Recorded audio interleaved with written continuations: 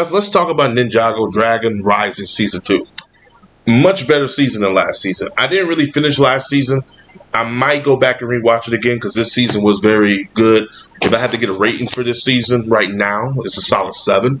It's very good. I actually did enjoy it a lot more than I did the season 1. I think I enjoyed it a lot more because it feels like a purpose, and also you got Lloyd, Kai, and Nia. So you got some of the original cast that I actually like. I do not care for these new characters. Don't care for them.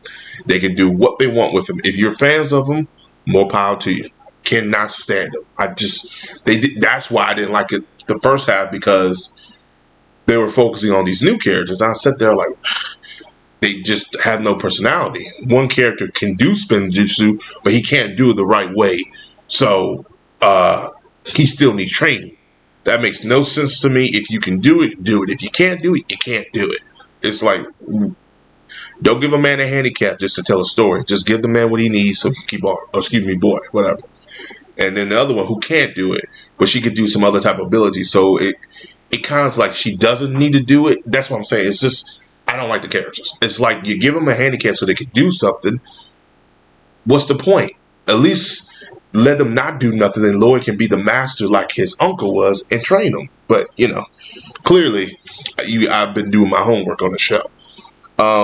So this season was a whole lot better. We had a lot of stuff this season. We got Blood Moon, gongs that give people powers, forbidden masters, evil masters, and a higher power that Lord Raj listens to. I bet you money, though, either the power is the Overlord or it's somebody connected to him. There ain't no way. You done how many seasons with this man? He ain't coming back. I'll be surprised if he ain't connected to the Overlord. I don't think they can make a new villain, which is fine. The Overlord is one of those things that have been around forever, but it's like, whatever. So it is what it is. Like I said, more better. The fight scenes, it is what it is. If you're trying to look for good fight scenes in Ninjago, you're in the wrong one. I'm more for the storytelling and the character development. I thought they did the character development pretty well in here. I thought the story was a hell of a lot better too. That doesn't mean I like Aaron and Sora. It just means they did it better with their development. I don't think I never liked them. The story was a hell of a lot better.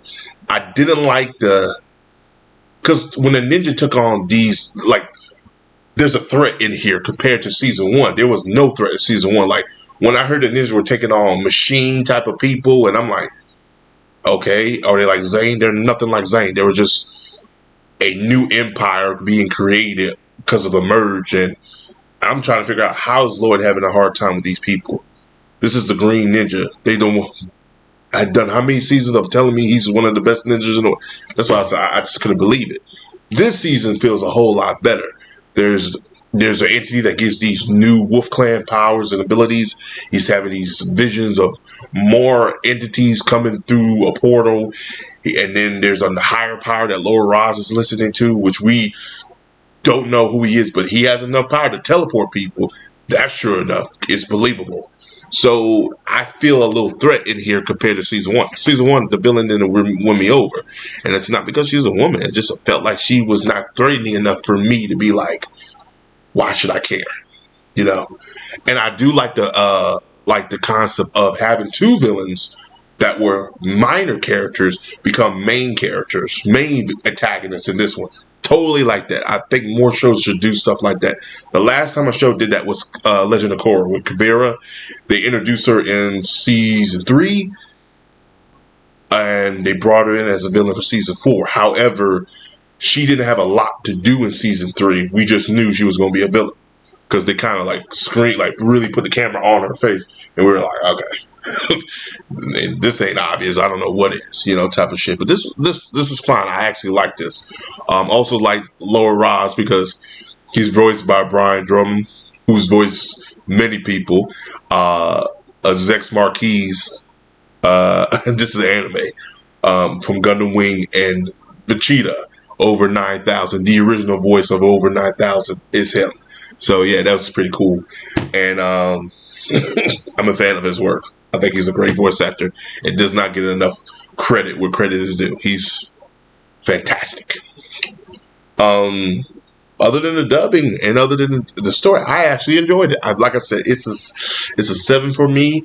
The last one was a 6. They really did improve. I think somebody in the writer room was like, "Yeah, let's go back to the more magical threats," and I think that's a totally good idea or the supernatural threat. Ninjago, did the only thing they haven't done is gone to space, and I'm surprised they haven't done that. They need to go. I think that's the only way to go. Especially now, they just need to go to space because there's nothing else for them to do on Earth. They done took on every damn entity known to man. They're like, oh, we took this evil person out. We took the Overlord. There's nothing else. There's nothing else on this planet they could do. Nothing else. Um. So. Um. Oh, they did go to space. My bad. They did go to space. They went to space for like a cup of coffee, but they really did go in space. That's what I'm trying to say. I remember. I was like, hold on, Johnson. They go to space. They go in space.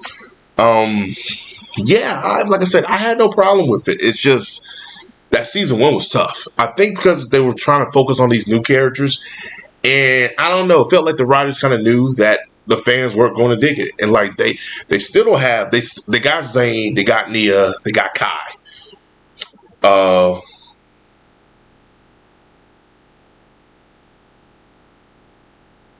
Jay, Cole, and Jay, I think were the only two missing. I could be wrong. I'm getting them mixed up a little bit. I know Lloyd. Lloyd was there. Lloyd is the Green Ninja. But the other ones, I think Jay and maybe Cole. Those are the only two I think they were missing. Forgive me down there. It's just, it is what it is. But I know Cole was missing. Jay, it might have been, no, Jay was there. No, Jay and Nia are related. It got to be Cole. Cole and Kai. Cole and Kai were kind of missing throughout there. I think Kai is doing his own side story, I believe. And he was in there, but it wasn't in there, if that makes any sense. But like I said, they need to just put them all back together. Everybody loves them together. Put them back together. I know they want to give more focus on these new characters, but it ain't working. I just think it ain't working. But they have got a lot more character development. But at the end of the day, I just don't care. Maybe someone down in the comment below give season 1 a chance or something like that, and I'll go back and rewatch it. Do I want to rewatch it from the beginning? If there were only 10, yes, but there's 20, so I might have to. But overall, I'll give it a chance if you guys tell me to. But and hey, that might be a second look, But overall, I did enjoy season 2. I like what they're setting up. I like what they're doing. I like Lower Ra's mystery. Who's the higher power? I'm betting my money is the Overlord. I like the Blood Moon aspect. I like the Forbidden Five aspect. The Gong giving them powers. I like that aspect tremendously. I mean, it works for me. Don't really care for the new moves, I guess, but it is what it is. Even the ninja's new move, the Dragon Rising or whatever they call it, I thought that was okay, but it was like not necessary. You know what I'm saying? But again, it's a way to sell toys. But they're not selling as much toys as they were back in the day because again, they had to sell. So I'm okay with this. So not complaining, not hating. Thought it was good. Like I said, 7 out of 10. As always, guys, like, subscribe, peace, have a Johnson day. Comment below, let me know. Tell me if I should rewatch season 1 and give it a chance. Hopefully not. Also, tell me if you've seen it. If you love it or you hate it. Comment below, let me know. As always, have a Johnson day. I'll see you guys in the next video.